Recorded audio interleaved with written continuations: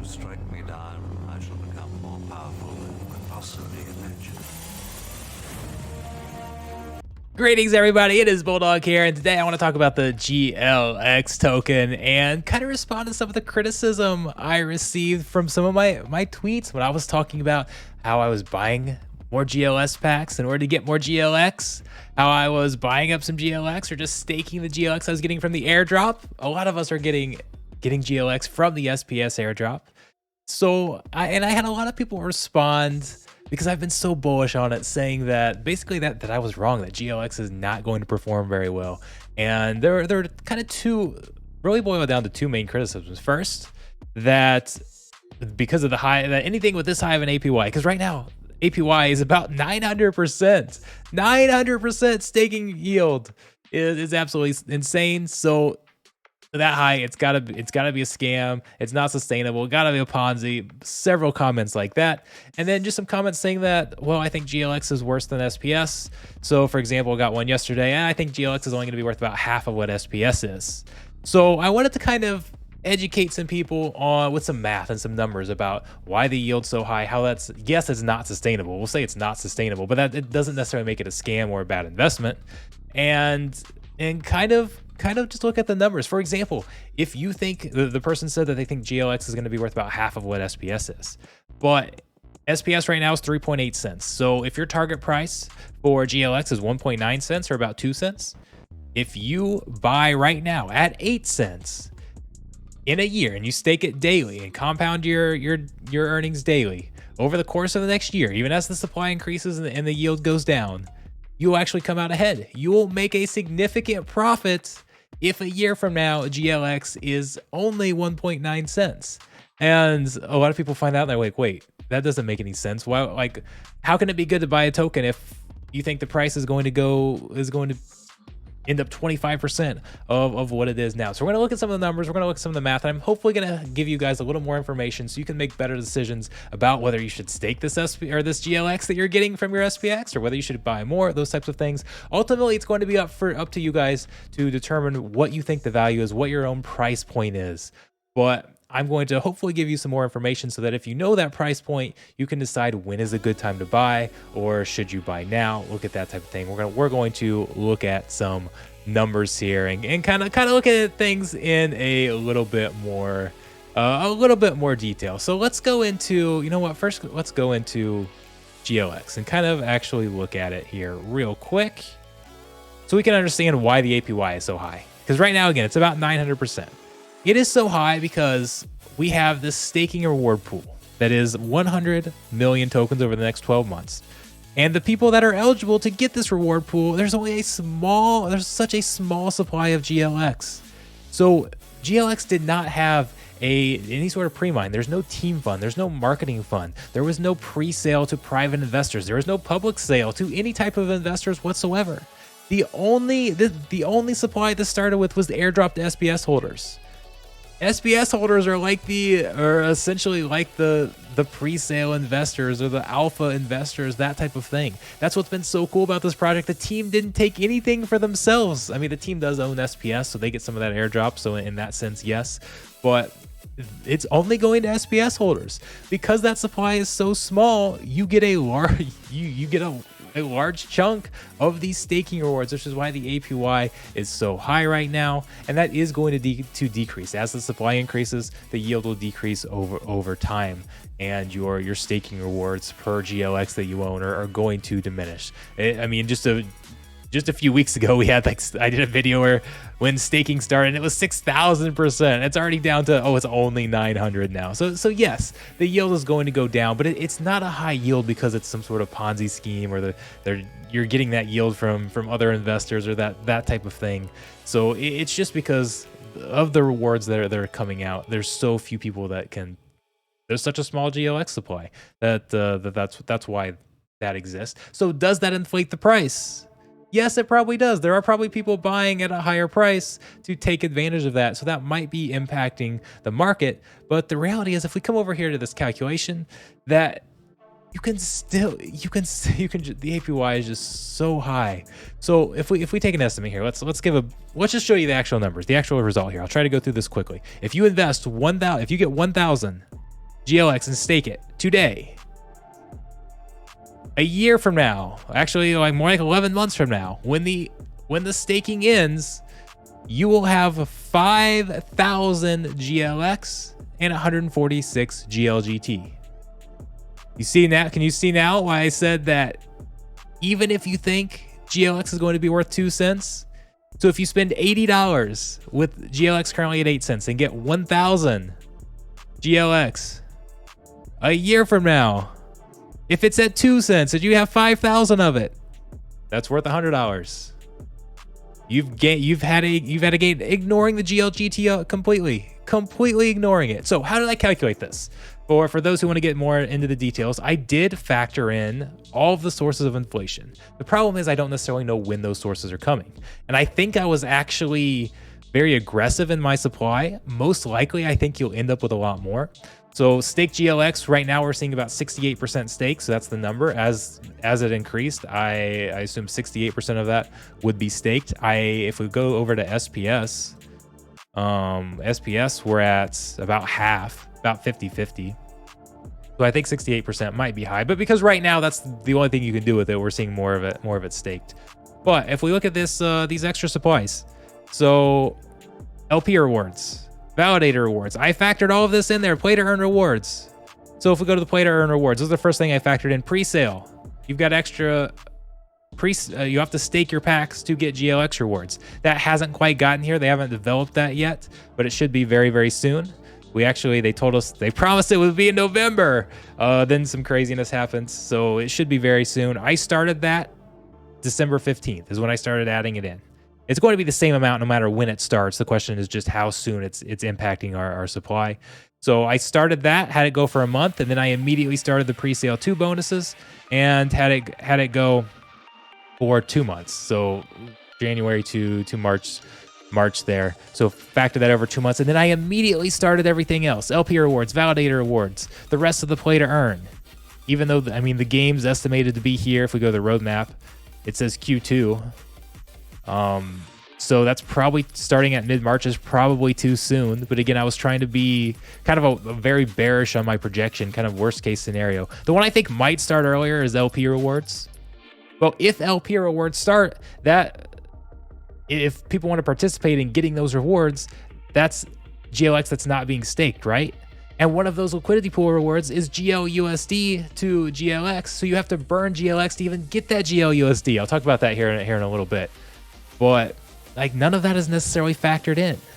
So the only thing I think I might be over exaggerating or might be starting a little late is the LP rewards. Hopefully those start sooner, but might not be too far off anyways. So I think overall, the supply will be much less, which would mean you'll get more SP or more GLX rewards, and it'll be a little higher. And then let's look at the game time. So if we come over here to here's pack tokenomics. How much is GLGT worth? The discount's going to be $5 in the pre-sale, in the general sale. Then it'll bump up to $7.50 and $12.50 if we get to the extended sales and the last chance sale. If we sell through more than 6 million packs, how many packs will we sell? I don't know. That's always going to be a tough question. But in April, we're probably going to be looking at 2 million or so GLGT out there. We'll have 5 million packs for sale. So it's not necessarily going to be like Splinterlands where there's just an overabundance of, that's the equivalent of, GLGT is the equivalent of vouchers, by the way. There's not just going to be this overabundance of vouchers. So if you think the pack sale might go reasonably well, there's going to be demand for this GLGT to get that $5 discount. It's not insane to think GLGT might be worth $4.50. If GLGT is worth 60 cents, remember it gives a $5 discount. If it's worth 60 cents, so which would basically be if you have any confidence at all in these pack sales, then if you buy, or I say buy, again, a lot of you are getting an airdrop, you don't have to buy it, but if you stake 1,000 GLX right now, we come down to the bottom. By the time the airdrop's over, by the way, the GLGT will continue on even after that airdrop. But if we're looking at by the time the airdrop's over, you'll have 146 GLGT. If it's worth 60 cents, you will have made a profit. I think that's right, isn't it? I'm now trying to do math in my head and questioning it. So, yes, you have made a profit. I just had to verify. just off GLGT alone, if you stake, let me repeat this. If you stake 1,000 GLX, or if you buy at 8 cents right now, if you buy at 8 cents, spend $80 on GLX. Again, the actual amount doesn't matter, but it's the price you pay for it. Buy GLX at 8 cents right now, $80 for 1,000. If GLX is a fraction of a penny, it could go to 0. But if GLGT is worth 60 cents, you will still have made a profit. That is why so many people are buying up GLX right now.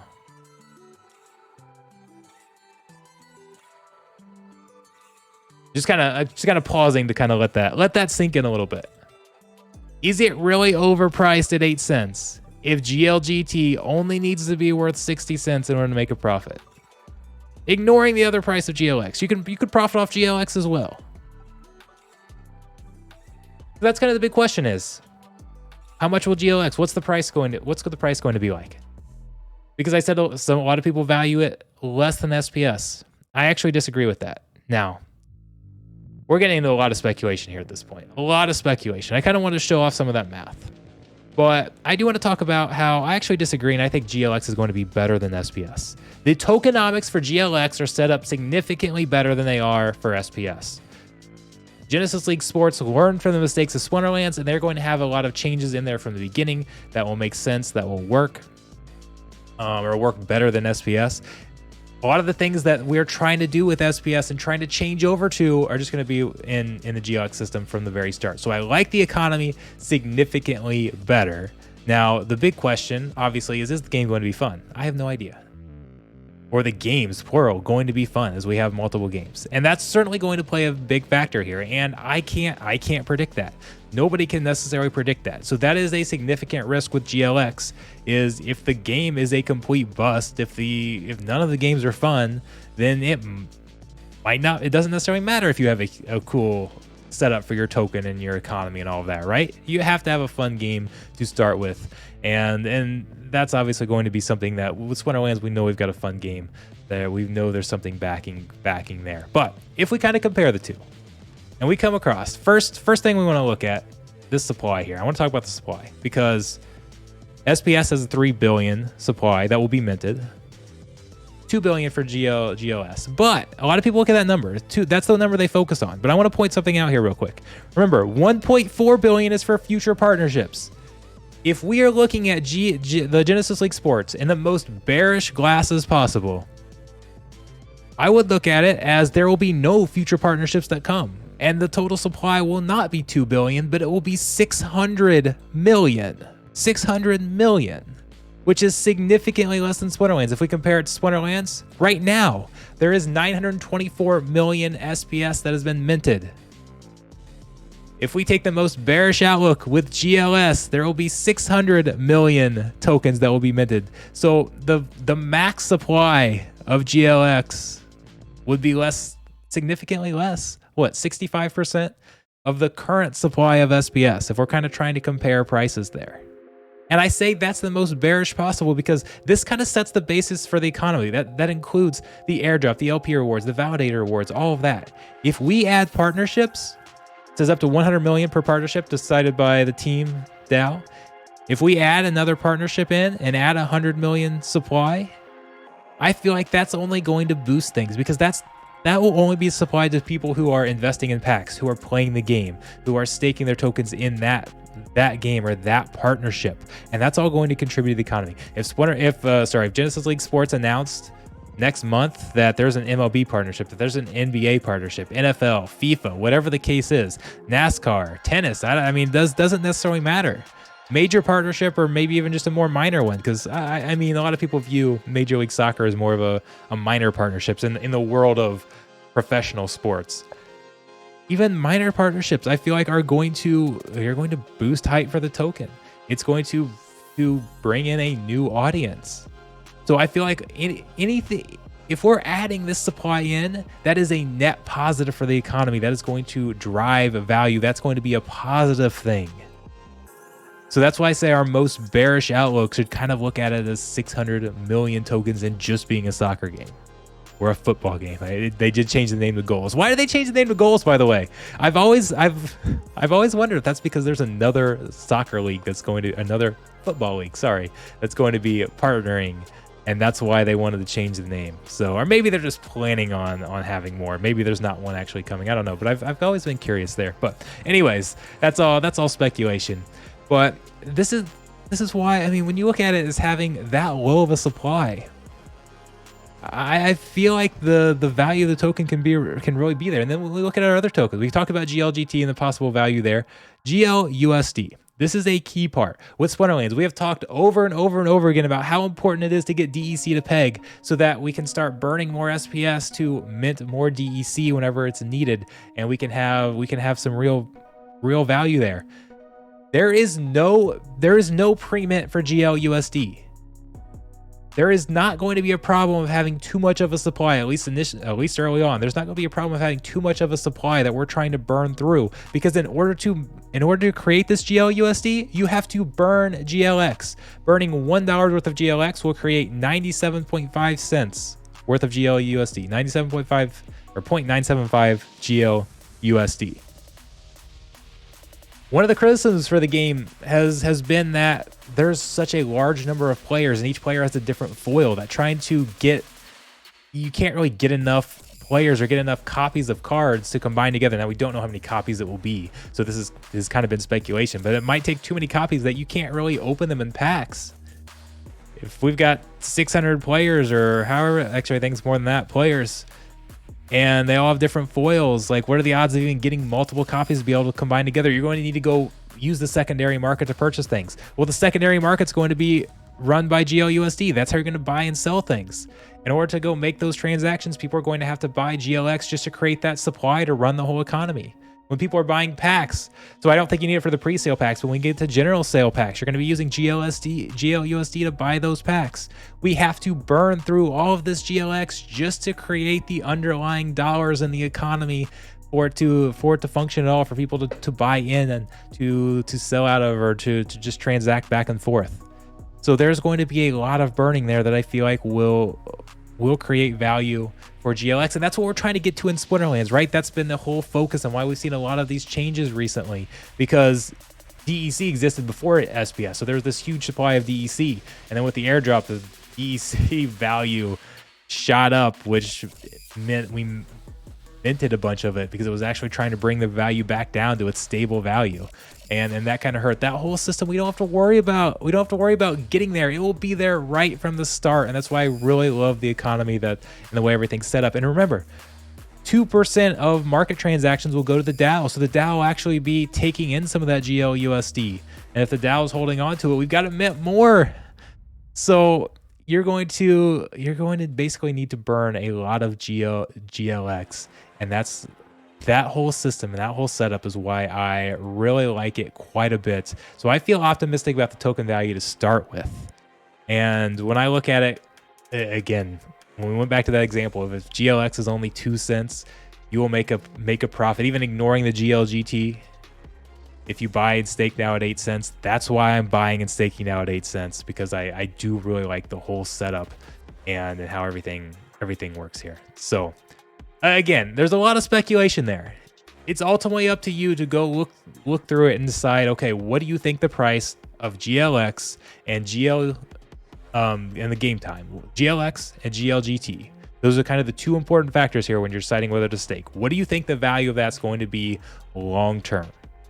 But if you have any confidence in these tokens having value relative to SPS or relative to the vouchers that you see, then now is a great time to get in and start staking. So does it mean at the best time? Maybe not. I don't know. Maybe the price will be cut in half over the next month, and the best time to get in is actually a month from now. I'm not doing the math on any of this, but just kind of an example. I'm not saying now is the best time to get in, but I'm taking a long-term picture, not a short. I'm not going to try and predict what's going to do short-term, because it's too impossible to know. I'm looking at long-term. Once the game's here, once the system's rolling, do I have confidence in the value of that token long-term? What do I think the price is going to be and then kind of basing my decisions on that. So hopefully I've provided you with some information that you can use to then go make those decisions yourself. Never just blindly follow influencers, especially in crypto. So many people get burned that way. I'm not an economy expert. I've obviously, I kind of consider myself an expert on the Splinterlands economy as much as I've done and been a part of over the last year and a half, and GLX is similar. But when we look at like macro stuff, I'm not an economy expert. So I'm just somebody providing, telling you what I'm doing, providing entertainment value. So I just want to make it clear that you guys should always kind of look at this yourself, because especially if this video pumps the price of GLX, that's kind of one of the things I hate about doing investor videos, and why I stopped doing investor videos while I was on the Splinterlands team, is because so often so many people would say, oh, Bulldog made a video to go buy GLX. I'm going to go buy GLX. Except now GLX is 20 cents instead of 8 cents, and all the math has changed, and it's not the same anymore. And then it goes back down after some of the hype from the video, and people come back to me, well, what? You told me that this was a great value and I should buy this, and then I lost money. Well, no, you have to look at how the numbers change based on the current price as you go look at things. But I'm just trying to kind of present some information here, and hopefully that makes sense, and hopefully you guys can use that to make your own decisions there. So anyways, thank you guys so much. Remember, I'm going to be live streaming quite a bit. Absolutely come to my Discord so you can get alerts on which games I'm streaming, when I'm live streaming. I'll be on not only here on YouTube, but I'll be over on Twitch a lot as well. So make sure you go follow me there. Join my Twitch, join my Discord down below. I will see you guys there. Thanks again. I want to know, let me know, are you guys buying GLX? Maybe if you want to give your price targets down below, feel free. I'm not going to set exact price targets for my own, because I don't want to set that out there, but I know some of you will in the comments. So it's always interesting to see where people are buying at, what their targets are, when they're selling. That's one thing that really got me into Splinterlands, is I don't just love the game, I love the economy and the whole setup. The economy itself is a game in of itself. And when you pair those together, that's just really what drove me to it, and everything's been great. I'm hoping we see the same thing here. We've got some fun games with a good economy here in Genesis League Sports, and I'm really hopeful that we're going to get there next year. I think particularly the second half of next year could be huge for GLS as the games start to get here and roll out. So I'm super excited. That's the reason I initially bought the packs, because I wanted to get into the beta. So I will be streaming the beta as soon as we get that, and as soon as we can showcase gameplay. So hopefully it's a fun game. So anyways, thanks once again. I'll be seeing you guys over on the live streams. I appreciate it. You guys have been awesome.